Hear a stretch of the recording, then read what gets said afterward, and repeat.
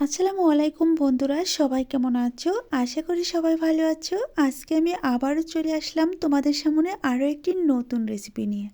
আজকে আমি তৈরি করে দেখাবো দেশি লাল আলু দিয়ে এরকম একটা নাস্তা রেসিপি। আর বন্ধুরা, এই রেসিপিটি তোমরা তৈরি করার পর চা খাওয়ার আগে আগে কিন্তু এই রেসিপিটি শেষ করে ফেলবে, এমনই একটা নাস্তা নিয়ে চলে এসেছি। চলো কথা না বাড়িয়ে আমি মূল রেসিপিতে চলে যাচ্ছি। তার আগে বলছি বন্ধুরা, এই ভিডিওটি কিন্তু খুবই ছোট একটি ভিডিও, সম্পূর্ণ ভিডিওটি দেখার চেষ্টা করবে। চলো কথা না বাড়িয়ে আমি এখন মূল রেসিপি শুরু করে দিচ্ছি। আজকের নাস্তা রেসিপি তৈরি করার জন্য প্রথমে আমি এখানে 3 থেকে 4টি লাল আলু আমি ভালো করে ধুয়ে পরিষ্কার করার পর আমি বটি দিয়ে এরকম করে একটু মোটা সাইজ করে কেটে নিয়েছি। তোমরা চাইলে আলু কাটা দিয়েও কেটে নিতে পারবে এবং কি বটি দিয়েও কেটে নিতে পারো। আমার কেটে নেওয়ার পর এটা আমি চুলায় নিয়ে চলে যাব। তারপর এর সাথে যতগুলো উপকরণ লাগবে আমি চুলায় গিয়ে তারপরে রান্না করতে করতে বলে দিব। প্রথমে একটা চুলায় ফ্রাই প্যান বসিয়ে দিয়েছি আর দিয়েছি সামান্য পরিমাণের তেল। তেলটা হালকা একটু গরম হয়ে আসলে এখানে আমি অ্যাড করে দিব চায়ের কাপের 1 কাপ পেঁয়াজ কুচি। পেঁয়াজটাকেও কিন্তু আমি একটু মোটা সাইজ করে কেটে নিয়েছি। তারপর 1 মিনিটের মতো নেড়ে চেড়ে ভেজে একটু হালকা নরম করে নিতে হবে। তার সাথে অ্যাড করে দিতে হবে 2 থেকে 3টি কাঁচামরিচ কুচি। তোমরা যদি জালের পরিমাণটা বাড়িয়ে দিতে চাও তাহলে 2 থেকে 3টি চেয়ে 4টি থেকে 5টি কাঁচামরিচ দিয়ে দিতে পারো। আমি কাঁচামরিচটাকেও 2 থেকে 3 মিনিটের মতো এভাবে করে নেড়ে চেড়ে ভেজে একটু নরম করে নিয়েছি। এখানে আমি অ্যাড করে দিব হালকা একটু হলুদ গুঁড়ো, তার সাথে অ্যাড করে দিচ্ছি হালকা একটু মরিচ গুঁড়ো, তার সাথে দিয়ে দিচ্ছি 1 টেবিল চামচ জিরার গুঁড়ো, ভাজা জিরার গুঁড়ো দিয়ে দিচ্ছি। তোমরা চাইলে এখানে চাট মশলাটাও দিয়ে দিতে পারো, তবে আমি এটা স্কিপ করে দিচ্ছি। তারপর আমি 1 মিনিটের মতো নেড়ে চেড়ে ভালোভাবে ভেজে নেব। ভেজে নেওয়া হয়ে গেলে এখানে আমি অ্যাড করে দেব স্বাদ মতো লবণ, তার সাথে অ্যাড করে দিব ধনিয়া পাতা কুচি। তোমরা চাইলে এটাও স্কিপ করে দিতে পারো হাতের কাছে না থাকলে। তারপর আমি আবারও 1 মিনিটের মতো নেড়ে চেড়ে ভালোভাবে মিশিয়ে নিচ্ছি। যখন মিশিয়ে নেওয়া হয়ে যাবে তখন আমি এখানে অ্যাড করে দিব কেটে রাখা আলু। এই আলুগুলো একটু মোটা সাইজে কেটে রাখার চেষ্টা করবে, এতে করে নাস্তাগুলো খাওয়ার সময় যখন মুখে বাজবে তখন খুব ভালো লাগবে। দেখো, তারপর আমি নেড়ে চেড়ে আবারও মিশিয়ে নিচ্ছি। 1 মিনিটের মতো নেড়ে চেড়ে মিশিয়ে নেওয়ার পর এখানে আমি অ্যাড করে দিব চায়ের কাপ দিয়ে 2 কাপ পানি। এটা হচ্ছে নর্মাল তাপমাত্রার পানি, এখানে গরম পানি দেওয়ার কোনো প্রয়োজন নেই। এখন আমি আবারও নেড়ে চেড়ে মিশিয়ে নিয়ে তারপর একটা বলক তুলে নিব। যখন এই আলুগুলো বলক চলে আসবে তখন এখানে অ্যাড করে দিব হালকা 1 থেকে 2 টেবিল চামচ সুজি। তোমরা চাইলে সুজিটা বাদ দিয়ে দিতে পারো, আমি সুজিটা দিয়ে দিচ্ছি।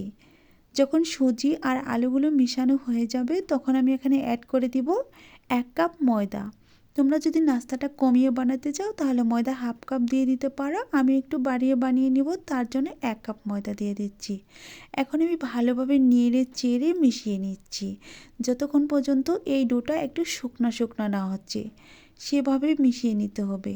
দেখো আমি কিভাবে মিশাচ্ছি। যখন এ পর্যায়ে চলে আসবে তখন বুঝে নিবে তোমার ডোটাও অনেকটা সুন্দরভাবে হয়ে গিয়েছে।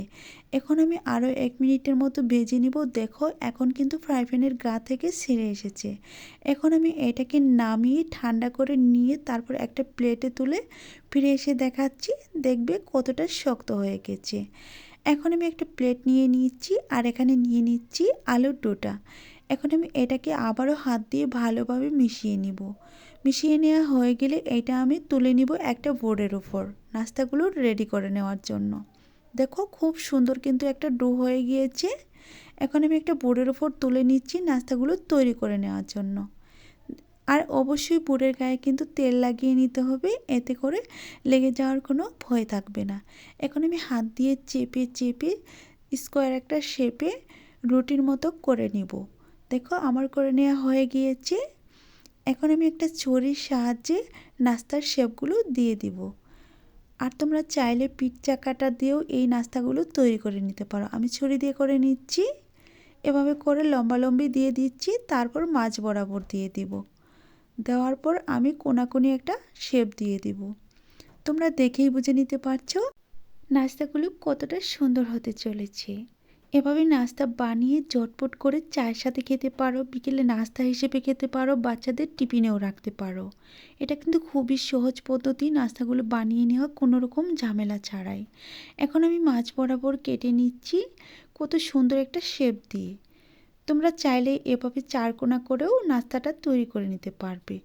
আমি আবার নাস্তার চারকোনা করে কিভাবে বানাতে হয় সেই নাস্তাটাও আমি আপলোড করার চেষ্টা করব। তো দেখো, এখন আমি একটা একটা করে নাস্তা একটা প্লেটে তুলে নিচ্ছি। তুলে নেওয়া হয়ে গেলে আমি সবগুলো নাস্তা একবারে করে ফিরে এসে দেখাচ্ছি। আমার সবগুলো নাস্তা তুলে নেওয়া হয়ে গেছে। এখন আমি চুলায় চলে যাব এই নাস্তাগুলো ভেজে নেওয়ার জন্য। আর চুলায় চলে যাচ্ছি। চুলায় আমি একটা আগে থেকে ফ্রাই প্যান বসিয়ে রেখেছিলাম, আর সেখানে পর্যাপ্ত পরিমাণে তেল দিয়ে দিচ্ছি। আর তেলটা আমি হাই হিটে গরম করে নিয়েছি। আর এই গরম তেলেই কিন্তু এই নাস্তাগুলো দিয়ে দিতে হবে। একেবারে ঠান্ডা তেলে দিলে নাস্তাগুলো একবারে তেলের সাথে মিশে যাবে। তার জন্য নাস্তাটা গরম তেলে দেওয়ার চেষ্টা করবে। তারপর আমি একটা কাঁটা চামচের সাহায্যে উল্টিয়ে পাল্টিয়ে ভালোভাবে লাল লাল করে ভেজে নিচ্ছি। দেখো, প্রায় কালার চলে এসেছে। তোমরা চাইলে আরেকটু কম তেলে ভেজে নিতে পারো, আমি একটু বেশি তেলে ভেজে নিচ্ছি। তবে এগুলো কম তেলে ভাজলে অনেকটা সুন্দর হয়। আমি বুঝতে পারিনি, প্রথমে আমি বেশি তেল দিয়ে দিচ্ছি, তার জন্য তেলটা আর আমি সরিয়ে নিইনি। তারপরেও কিন্তু নাস্তাগুলো অনেকটা সুন্দর হয়েছে। আমি আর একটু কালার নিয়ে এসে তারপর নাস্তাগুলোকে নামিয়ে নিব। দেখো, নাস্তাগুলো কিন্তু দারুণ একটা সুন্দর কালার চলে এসেছে। এখন আমি কাঁটা চামচ দিয়ে নাস্তাগুলো একটা প্লেটের মধ্যে তুলে নিচ্ছি। দেখো, নাস্তাগুলো কিন্তু একেবারে পুরোপুরি ভাজা হয়ে গিয়েছে। আমি এই নাস্তাগুলো ভাজার পর যে বাকি নাস্তাগুলো আছে সেগুলোকে একইভাবে ভেজে তারপর সবগুলো নাস্তা একসাথে করে নিয়ে ফিরে এসে দেখাবো সবগুলো নাস্তা ভাজার পর কতটা সুন্দর আর কত মুচমুচে হয়েছে। আমি কথা বলতে বলতে একে একে সবগুলো নাস্তা প্রায় তুলে নেওয়া শেষ করে নিয়েছি। এখন আমি ফিরে এসে দেখাচ্ছি সবগুলো নাস্তা একসাথে করে। দেখো, সবগুলো নাস্তা কতটা সুন্দর হয়েছে আর কত মুচমুচে হয়েছে।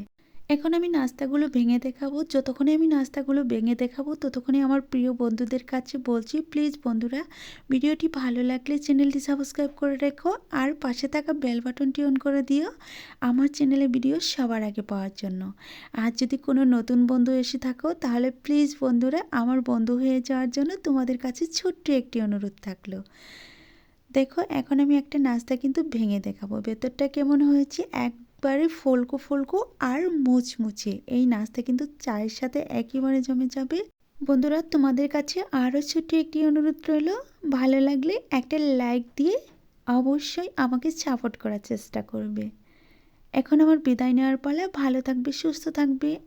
পরবর্তীতে আবারও দেখা হবে। খোদা হাফেজ।